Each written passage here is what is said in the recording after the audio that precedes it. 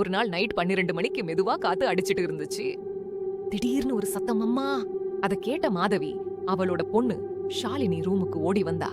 அங்க ஷாலினி பயத்துல நடுங்கிட்டு இருந்தா. என்னடா, ஏன் பயந்து போயிருக்க? ஷாலினி பதற்றத்தோட, அம்மா, இந்த ரூம்ல பேய் இருக்கு அப்படின்னு சொன்னா. மாதவி சிரிச்சிட்டு சொன்னா, ஓய், பேயெல்லாம் எதுவும் இல்ல, நல்லா தூங்கு. ஆனா ஷாலினி, இல்லம்மா, நீ கதவை திறக்கிற முன்னாடி அந்த மூலையில நின்னுட்டு இருந்துச்சு, அதோ அந்த கார்னர்ல, அது உன் கற்பனை, எந்த பேயும் இல்லம்மா, பாரு எங்க இருக்கு அப்படின்னு கிட்ட போய் காட்டினா. ஆனா ஷாலினி உறுதியா சொன்னா, இல்லம்மா, நிஜமா, அதோட மூஞ்சி ரொம்ப பயங்கரமா இருந்துச்சு. மாதவி கொஞ்ச நேரம் அமைதியா நின்னா. அப்புறம் மெதுவா கேட்டா, அதோட முகம் என்னை விட பயங்கரமா இருந்துச்சா. ஷாலினிக்கு அல்லு விட்டுருச்சு. என்னம்மா சொல்ற?